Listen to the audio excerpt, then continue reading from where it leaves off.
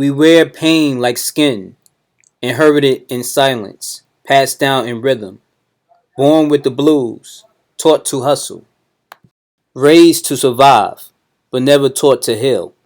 Our ancestors bled truth into soil we never owned, screamed freedom into skies that never listened. Now we dance for coins, throw hands for likes, and crown ignorance as culture. They took our chains off the wrist, but lock 'em on our minds. Gave us fame without purpose, loudness without voice, and somehow, bliss became the new bondage. This ain't hate, this is the mirror.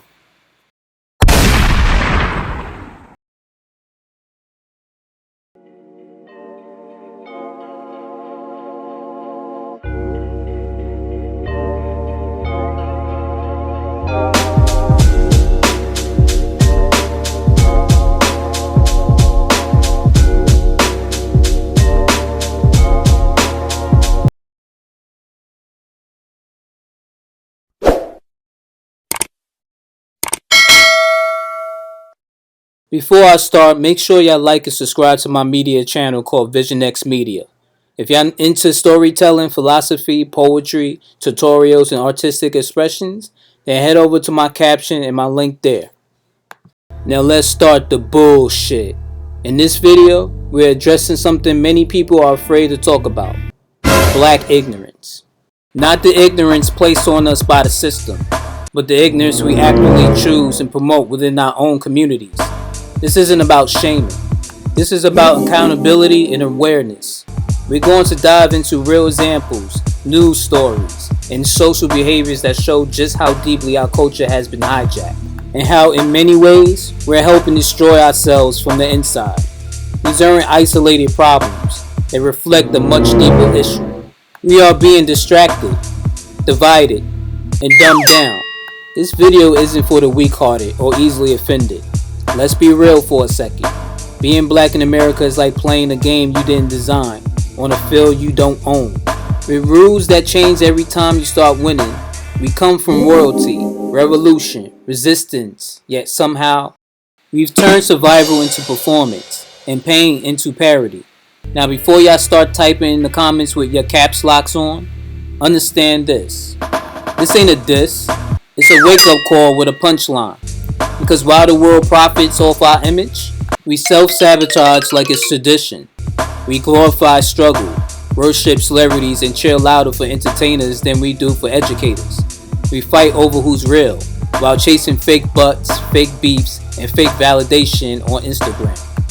We'll talk about the system but won't stop feeding it. We'll call out racism, then turn around and disrespect our own brothers and sisters like it's Casual Friday. Our youth flash guns like accessories. Our politicians dance more than they legislate. And let's not even talk about how quick we are to cancel the truth if it makes us uncomfortable. But this ain't all jokes. This is deeper than memes and retreats. It's time to peel back the layers.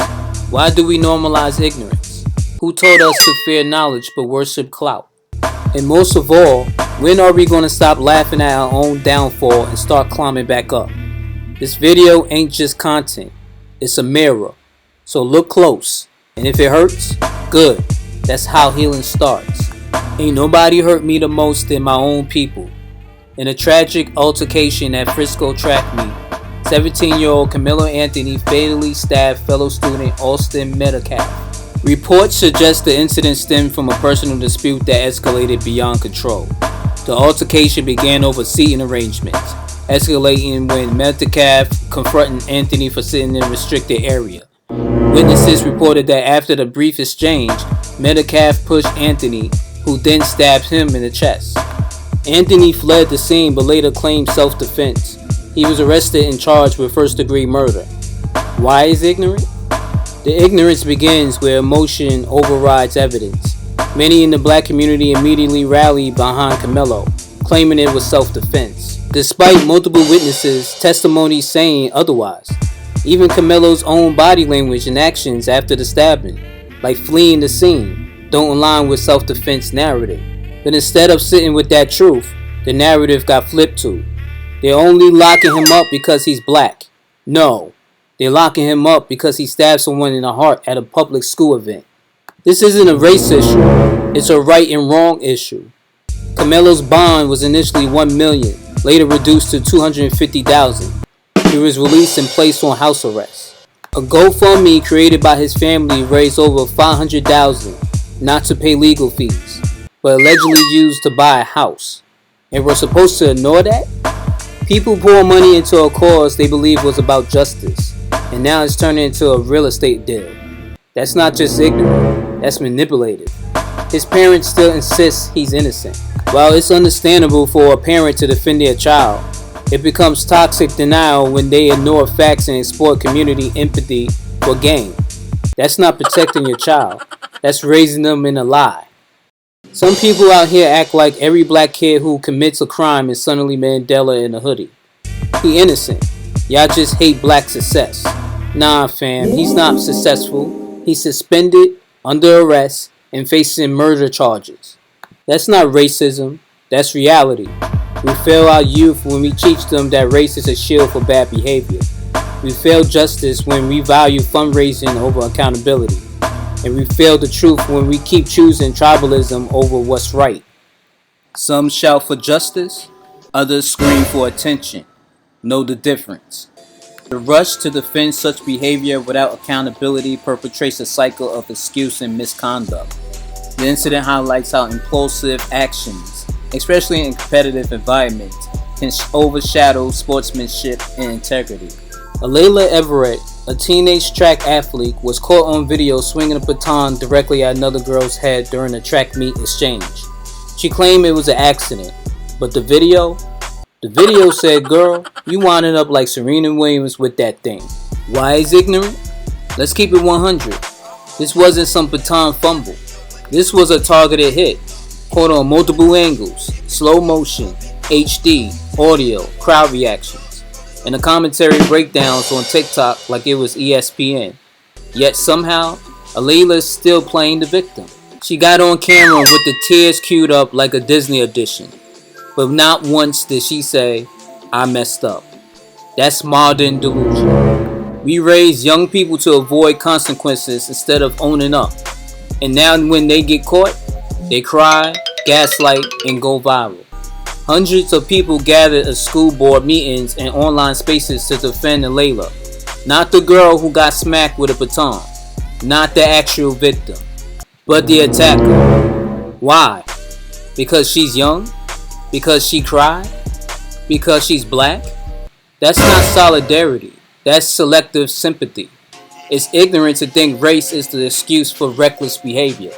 Even Alayla's parents stepped up and apologized on her behalf. But Alayla, nothing. No remorse. No apology to the girl she hurt. You know what that's called? Entitlement with Wi-Fi. She was hit with 1 count of assault and battery, a charge she earned, but the judge threw away this case. Yet she cried during proceedings, still claiming it was an accident. Ma'am, you don't accidentally wind up your baton and go boom on some scalp like it's a Mortal Kombat move. The real lesson here? We are raising a generation that weaponizes victimhood and dodges discipline. When young black youth do wrong, we should still support them. But that support should come with truth, accountability, and rehabilitation, not excuses and parades. This isn't about demonizing a child. It's about teaching a generation. You can't play victim acting like a villain, because what we excuse now becomes what we repeat tomorrow. We mistake real for reckless and authenticity for ignorance. Real ain't reckless, but they sold us a fake badge of honor. Morant's actions reflect a misguided representation of toughness, blurring the lines between athleticism and street culture. Such displays can influence young fans and perpetrate harmful stereotypes. Why he's ignorant? Ja is not a street dude. He didn't grow up in the trenches. He had a solid family, 2-parent household, private school background. The desire to be accepted by hood culture has cost him millions, damaged his brand, and gave racists ammo to say, "See, that's how they all act." Instead of inspiring young black kids to be great, he's perpetrating the same image we've been trying to evolve from. We got a young man who fought his way out of poverty only to recreate it on purpose in public. You ever seen someone with $200 million acting like they got nothing to lose but a mixtape dropping next Friday? Ja really woke up and said, you know what this brand needs? A Glock on live. His jersey number should be replaced with a mugshot emoji at this point. We ain't hating on Ja. We're just tired of watching black excellence sabotage itself in 4K. When you grow up dreaming of freedom, but fall in love with chains, don't blame the system when you lock yourself in. This isn't just about Ja, it's about how youth are still being tricked into thinking real means reckless. It's about how the media glorifies violence, celebrates trap stars, but then punishes you when you act like when they sold you. Ja had generational wealth, a clean image, and a whole city behind him. But instead of being the blueprint, he almost became a cautionary tale. When the world finally opens the door for us, why do some of us still try to kick it back down to prove something? Why are we more afraid to look lame than to lose everything? That's the problem with clout culture. It pays in likes, but it charges in legacy. I call it funeral culture for a reason. The hip-hop community has mourned the loss of several artists in recent years, including Takeoff, Young Dolph, and King Von. The normalization of violence in music and the subsequent glorification of fallen artists could desensitize communities to tragedy, hindering efforts to address underlying issues.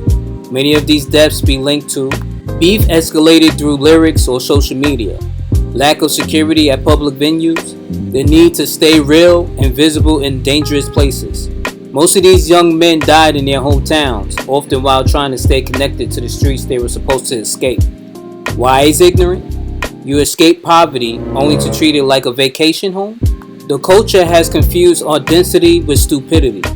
You're not real because you died where you came from. You're going too soon because your pride had no strategy. Being a rapper in 2025 is like joining the Hunger Games with a chain on. It's like, step 1, drop a hit. Step 2, buy jewelry. Step 3, get smoke on live. And it ain't just street dudes. It's signed artists with labels, lawyers, and millions on the table.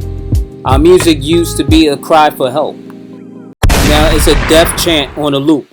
We went from public enemy to public enemies. The mic was once a tool. Now it's a trigger. Until we stop glorifying the violence we cry about, this cycle won't end. Talent should be celebrated, not buried. John Herberton, father of NBA player Tyrese Herberton, confronting Giannis postgame, leading to a heated exchange. We replaced grace with gaslighting and called it loyalty. Parental involvement crossing professional boundaries can tarnish athletes' reputations and shift focus from the game to personal drama, reflecting misplaced priorities. Why is ignorant? First off, why is someone's daddy arguing with an NBA superstar in the tunnel like this is Love and Basketball Hood Edition? This is the NBA, not Thanksgiving dinner with cousins who owe you $40. We're out here fighting over balls, while the NBA is quietly negotiating $1 billion TV deals. What does it say when we can't even act right in front of cameras? In the same league that had to suspend Ja Morant for flashing guns. You think his dad was trying to start a father and son mixtape beef with Giannis. Giannis dropped 30, and y'all dropped y'all decorum. Man showed up with a my son should have got the ball energy. We get access to elite spaces, but still act like we're on the block. What's sad is moments like this overshadow the talent, the grind, the black excellence that gets us into these arenas. One moment of emotional ignorance becomes a meme, a news headline, a cultural setback. We're fighting for respect and image, and this ain't how we earn it. Stephen A. Smith's public critiques of LeBron James has sparked discussions about media narratives. When we're louder about drama than justice, they make us the show. Amplifying internal conflicts with entertainment can divert attention from pressing issues, reinforcing divisive perceptions within the community. Let's talk about a grown man with a high-pitched voice who made a career off talking spicy, until LeBron hit him with that grown man energy. Yeah, I'm talking about Stephen A. Smith, aka ESPN's King of Loud Opinions, who done sparked a cultural wildfire after commenting on LeBron James' parenting. Stephen A. made some shady comments about Bronny James, saying LeBron shouldn't be melanin in his son's basketball future, as if defending your child's dreams is bad parenting. Pause right there. The same media that constantly criticizes black fathers for not being present is now upset that LeBron's too involved. Make it make sense. And what did LeBron do? He didn't scream, he didn't rant, he just stepped in like a real one and told Stephen A to his face, "Stop playing with my son." Translation: I've tolerated your nonsense before, but not with my family. Simple, classy, direct. If LeBron stayed quiet, they say he's soft. If he defends his son, now he's aggressive. If he speaks on it with class, Stephen A calls it disrespectful. This is why so many black men are scared to express emotion or protect their families. Because when they do, the world tries to paint them as too much. But LeBron didn't yell, he didn't curse. He just let Stephen A know, don't play with mine. Meanwhile, back on Pat McAfee's show, LeBron laughed it off.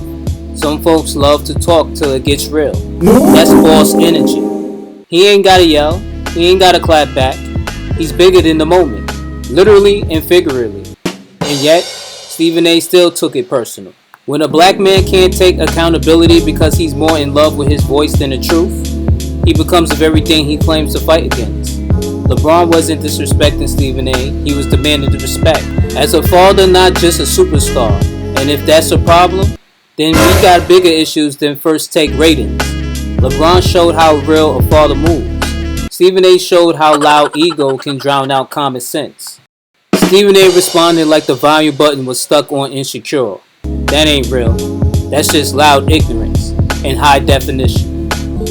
Some black podcasters have engaged in public disputes, prioritizing sensationalism over constructive dialogue. We turn podcasts into boxing rings and call it content. Such conflicts can undermine the platform's potential to educate and uplift, instead perpetrating negativity and division. Black podcasting used to be about uplifting voices, debating real issues, and exposing truth. But now, it's turned into a mix of barbershop banter, VH1 drama, and Instagram Live with microphones. Joe Budden beefing with everyone from Maury and Maul to Taxstone, Logic, Drake, 50 Cent, and Spotify. Charlamagne going viral more for wild donkey of the day takes than intellectual commentary. Fat Joe ranting about sneakers, clout, and street codes, but calling everyone else broke. DJ Flash still making a living off asking people to self-snitch, and they keep doing it. No Jumper? That podcast is a reality show with microphones, fights, baby mama drama, street politics, and stripper beefs. Wallow and Gilly? Once motivational, now clapping back online every time someone critiques their guest list or contracts. Why is ignorant? The same platforms that were meant to free our voices are now spreading ignorance with studio lightning. Black podcasting has the reach and the influence, but it's often used for petty arguments, messy gossip, and clickbait hot takes.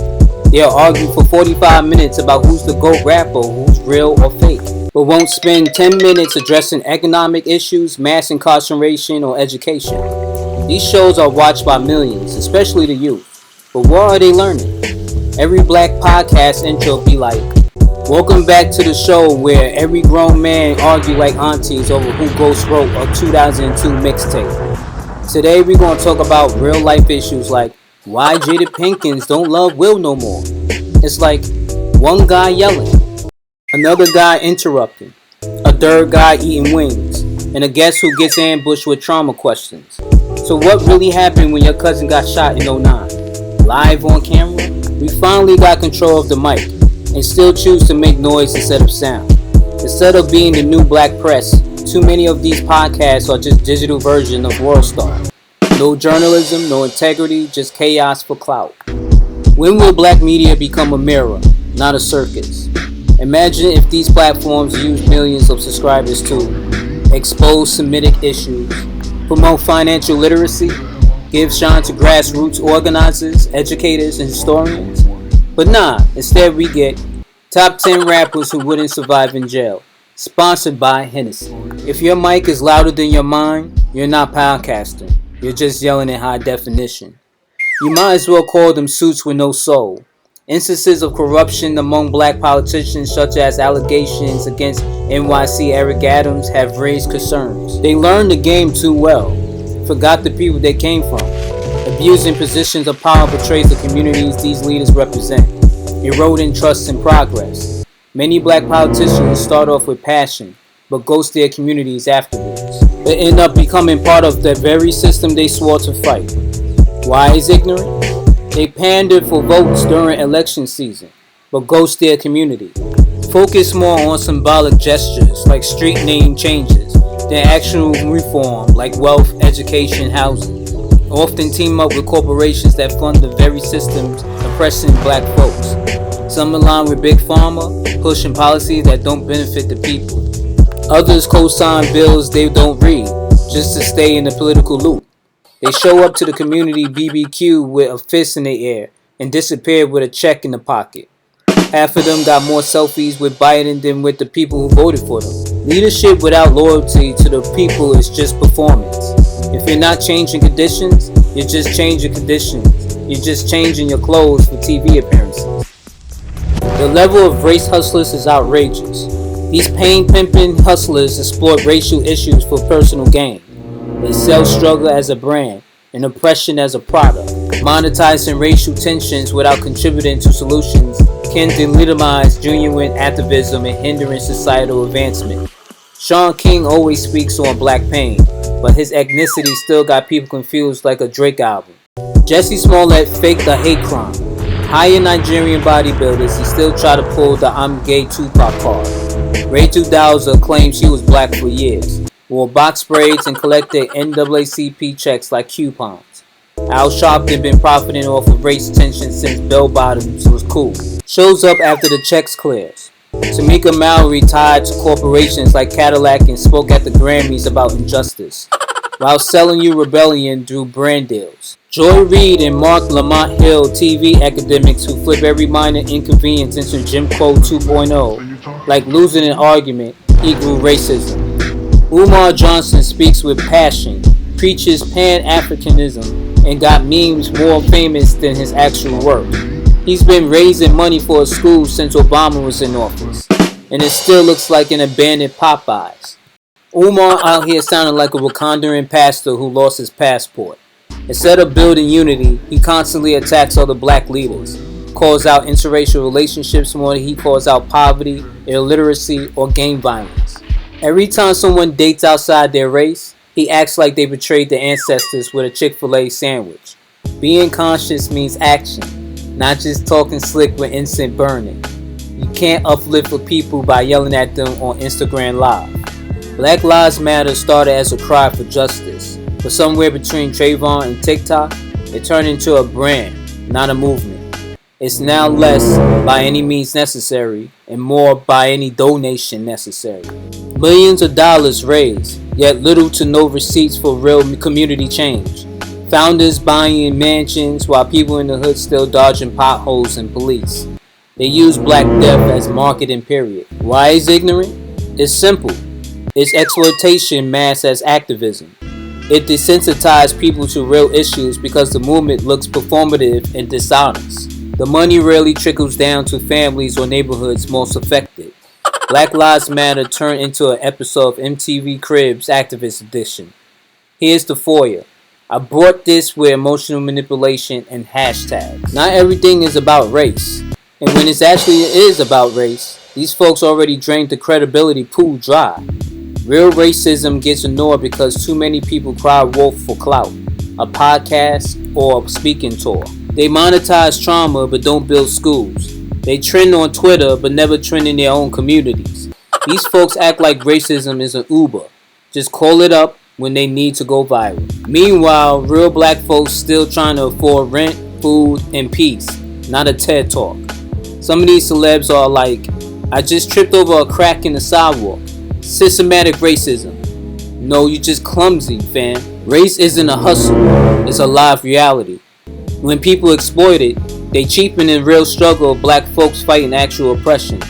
Every time a race hustler cries fake racism, the world listens less when real racism hits the news.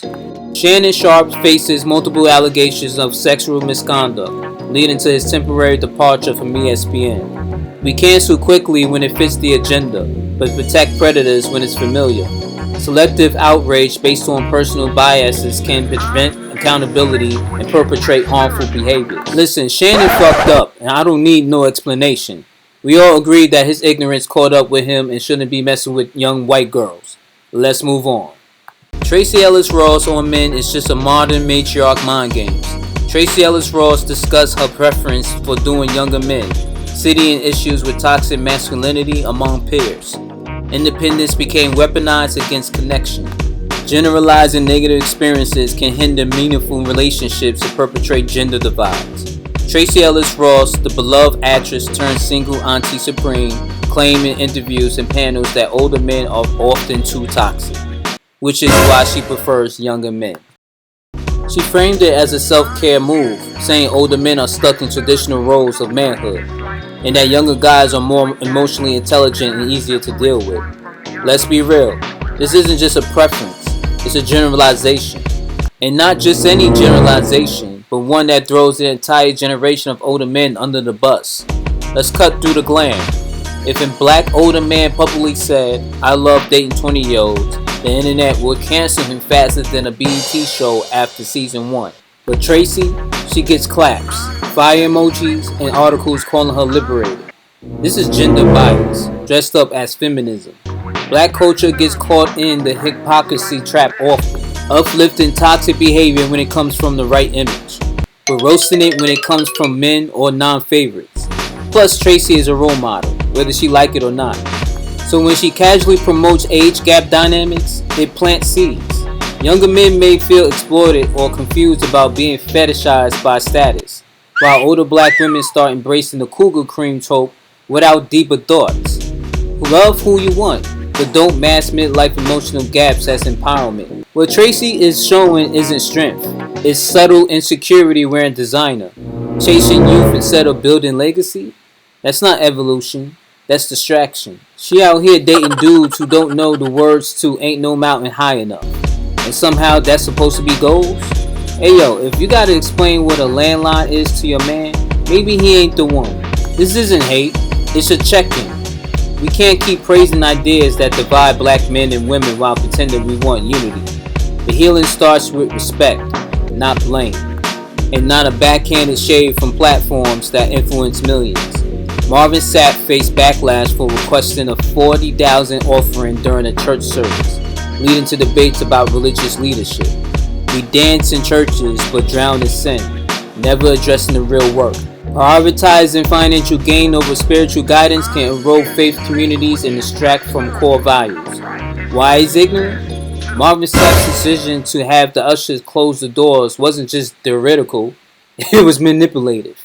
Using God's name as leverage to pressure people into giving money confuses spiritual devotion with financial applications. That's not ministry, that's marketing with holy seasoning. When people come to church, they come for spiritual nourishment, not a locked room fundraiser. The ignorance lies in treating the congregation like a cash register instead of a community. If folks wanted that kind of pressure, they go apply for a payday loan. Marvin Sapp might have been channeling his inner bouncer. No exit until the collection plate's lit. You got folks praying for financial blessings, and you're blocking the exit asks for $20 like a holy toll booth. That's not faith, that's faith and hustle, pastor edition. Ignorance isn't just in the act, it's in ignoring how your actions reflect on the entire community. When respected black leaders blur the lines between inspiration and intimidation, it reinforces the very stereotypes we fight so hard to break. So yeah, closed doors don't just block exits, they block trust. In 2020, Megan Thee Stallion accused Tory Lanez of shooting her in the foot after a Hollywood party. The media ran with the headline. The culture ran with the emotion. Tory was immediately crucified. Before trial, before facts, before forensics. And even after conflicting evidence, shaky testimonies, and doubtful forensic proof, he was still found guilty. Largely in the court of public opinion before the legal court. Later, it became clear. No gun residue on Tory's hands. DNA was inconclusive, not even definitely his on the gun. Megan changed her story multiple times. Eyewitnesses testified that another woman, Kelsey, may have fired the gun. Megan stepped on glass, not hit by a bullet, as shown by the initial medical report. Yet, that didn't stop the internet from declaring him guilty and dragging his name through the mud. Why is this ignorant? People care more about protect black women slogans than protecting the truth. Emotion replaced evidence. Twitter threads replaced the courtrooms. And once the narrative was formed, Tory shot Megan. Any facts that challenged it were labeled misogyny or hate. We get so triggered by past trauma, we start projecting it onto new situations, even when the facts don't line up. This wasn't just about Megan and Tory. It exposed how quick black folks are to destroy each other over hearsay, especially when it involves celebrity, clout, and gender wars. We talk about justice, but what we really want is vengeance in a hoodie. An innocent black man got locked up off vibes, not evidence. Meanwhile, our silence on the truth is louder than any gunshot. What does it say about us when protecting black women means destroying black men without second thought? So let me get this straight. Tory didn't have a gun on him. Nobody saw him shoot. Kelsey had a gun residue on her hand. The medical report says glass, and y'all still yelling Tory shot her, like y'all were in the limo with a GoPro strapped to your forehead. The only thing Tory guilty of is dropping a few mid-albums and not staying out of women's business that night. Black folks are taught to blindly side with emotion over evidence. Our trauma gets weaponized, and suddenly every conflict turns into black men versus black women. The system knows this, which is why we're easier to manipulate. All it takes is a juicy headlines and viral moment. Welcome to Black America, where due process gets skipped for double taps. Where innocence is determined by who the internet likes more. Where truth is a remix, and facts are the beat no one wants to dance to. In a world full of the reactions, who's really asking questions? So, remember when Tory Lanez supposedly became the Black's Luther overnight? Shooting a girl in a bikini while holding a cup of Hennessy and still managed to hide the fingerprints, gunpowder, and common sense? Well, fast forward. Now he's sitting in prison, stabbed 14 times by a Mexican inmate. And people out here calling it karma like street justice is now handed out by Telemundo villains. But the twist? Rumors are floating this might be a hit. Yeah, allegedly orchestrated by Jay-Z and Rock Nation, which makes this whole thing feel like the bonus season of Power. You can't make this up. Meanwhile, the bodyguard that disappeared during trial miraculously reappears like a Destiny's Child reunion, and he admits Tory didn't do it. He saw two women fighting. That's like finding out the killer is Houdini. But the jury already went home and Netflix renewed the lie for season 2. But wait, there's more. Anna Paulina and several politicians are now calling for an official review of the case. Why? Because unlike your Twitter's feed, the law is supposed to care about evidence. A woman could fake cry and call it truth. And black folks, instead of demanding evidence or fairness, you turn everything into a war of who we like more, not who deserves justice. She said she never had relations with Tory.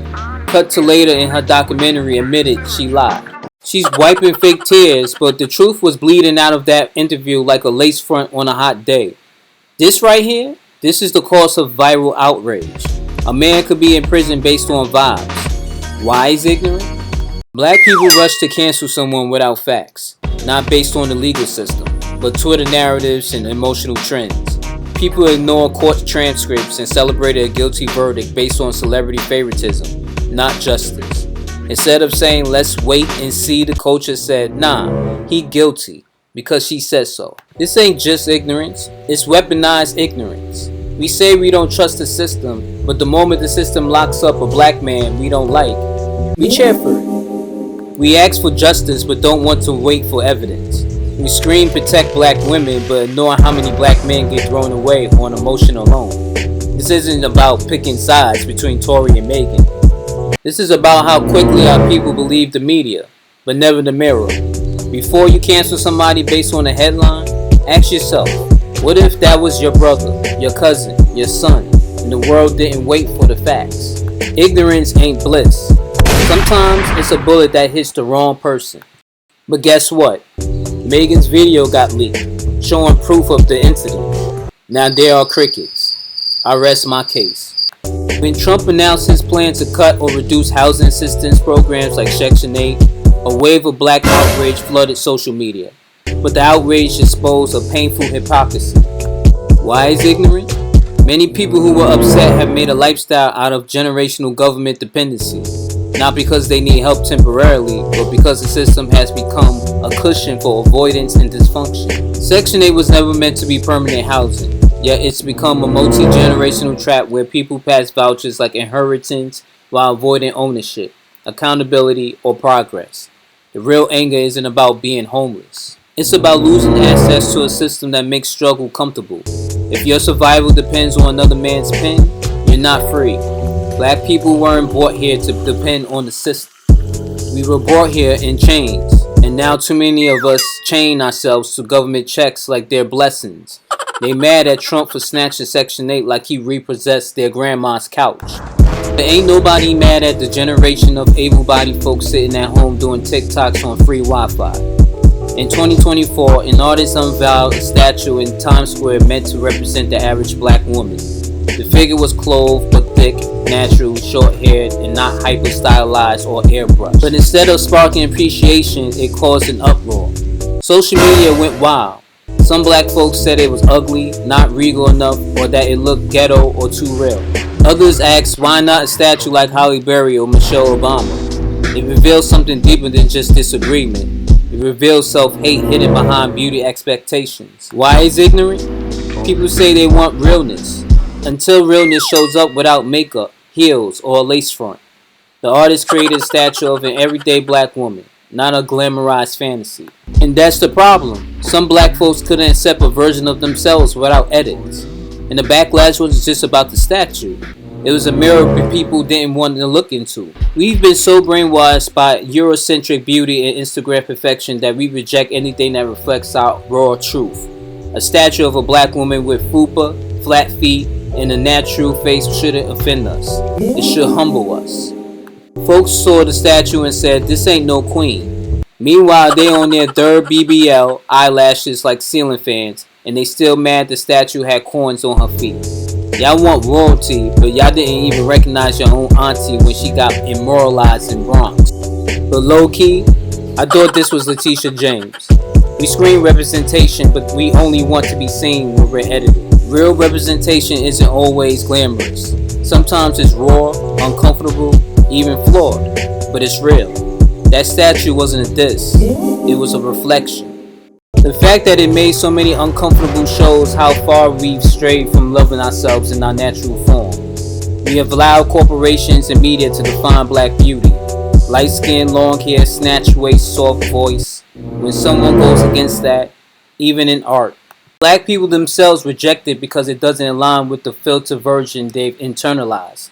If black beauty is only valid when it's photoshopped or palatable to whiteness, then we're still enslaved, just with better lighting. Let's take a trip to Africa, shall we? Not for safari, but for something even more wild. Land politics and generational death. Zimbabwe, a southern African nation once known as the breadbasket of Africa, has been in a long battle over something simple: land, ownership, and legacy. Back in the colonial days, when the British came through and did what colonizers do best, take what's not theirs. They handed prime farmland to white settlers and pushed black Zimbabweans onto the worst land imaginable. Fast forward to independence in 1980, and black folks finally had control over their country. But guess what? 70% of the fertile land was still owned by less than 1% of the population, mostly white farmers. So in the early 2000s, Robert Mugabe, Zimbabwe's then leader, made a bold and controversial move. He took the land back from the white minority and redistributed it to the black Zimbabweans. Sounds fair, right? It's their land, their soil, their birthright. But suddenly, the West lost its mind. Sanctions hit, economies crashed, and international media cried racism against white farmers. Wait, hold up. So when the land was stolen, silence. But when the land was reclaimed, that's a problem? Now here's where the ignorance really kicks in. Fast forward to 2020s, Zimbabwe's government, under new leadership, started conversating with white farmers, paying them billions for land that wasn't even theirs to begin with. Yes, you heard that right. Instead of focusing on building agriculture knowledge among black farmers or investing in training and equipment, they said, let's apologize and pay back the colonizer. Now black citizens, the rightful heirs, are watching their government bend over backwards to make white farmers feel whole again. And who's still hungry? The Zimbabwean people who's still struggling. Farms still underdeveloped. Food imports still high, and land that was once liberated being leased back to the very people who stole it. Let that sink in. You stole my land. I finally take it back, then you get a payout, and I still end up starving? That's like stealing someone's car, wrecking it, and getting paid by the victim for emotional damages. The colonizers got reparations from the colonized. Now that's a reverse Uno. This ain't just about Zimbabwe. It's about black governments globally still seeking validation from the people who once oppressed them. It's about how ignorance, pressure from Western narratives, and internalized inferiority lead us to undo our own revolutions. And while we bicker about TikTok drama and celebrity beef, real injustice keeps playing in 4K. The sad part? McGavey may have had flaws, but he understood one universal law. He who controls the land controls the future. But now, Zimbabwe gave the land back and still lost the power.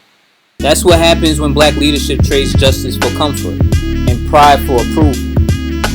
Zimbabwe Land Reform Program, while intended to empower black citizens, ended up evicting thousands of white farmers. But the land didn't go to the average black Zimbabwean. Instead, elites and political allies of the ruling party, ZANU-PF, were the main beneficiaries. Large farms were taken from white commercial farmers and redistributed not to the poor, but to connected government officials, military leaders, and loyalists, many of whom had no farming experience. The result? Agriculture production collapsed. Food shortages increased. Black rural communities stayed in poverty, and a small circle of elites got richer off land they couldn't manage. This is the deep ignorance. A policy meant to fix colonial land injustice ended up recycling the same power imbalance, just with a different color at the top. We point with broken fingers at others, but never wipe the blood from our own hands. It's always someone else's fault. The system, the streets, the oppressor. But what about the mirror? Many in the black community deflect blame, from relationships to crime to missed opportunities. Accountability is seen as blame rather than self-awareness. Excusing bad parenting as just doing what I know. You can't demand power while dodging responsibility. The revolution starts when we stop running from the truth. We fight the oppressor but kill the mirror. Ain't no white hood needed when the bullets come from our own block. Why we loud in the wrong rooms, quiet in the right ones? Kings of rhythm, queens of soul, now jesters in a system with no throne. Why we keep killing each other? Not just behavior, but trauma, programming, economics, and spiritual warfare. They don't even have to lynch us anymore. We do it ourselves, daily. Eventually, black on black violence is normalized, glamorized in music, and ignored unless caught on viral footage. Drill rap glorifying murder, local shootings not making national news. You ain't hard if your enemy looks like you. Unity is power, division is genocide. Claudia Bainton's shooting is a perfect example. We bleach our minds, hate our own kind, and laugh at those who dare to love themselves. Softness was never weakness until survival turned queens into competitors. Skin bleach, culture ditch. We fight over light skin versus dark skin while the world laughs. Colorism, envy, and subconscious hate towards those who reflect our own struggle. Online feuds between black men and women. Dark-skinned kids bullied by their own peers. If you hate what you see in others, you've already lost yourself. Black women expected to be everything. Mother, fighter, soldier, sexy, silent, never soft. Femininity is often misunderstood or suppressed due to survival. Men label them as masculine while society ignores their wombs. Strong black women trope force in silence over softness.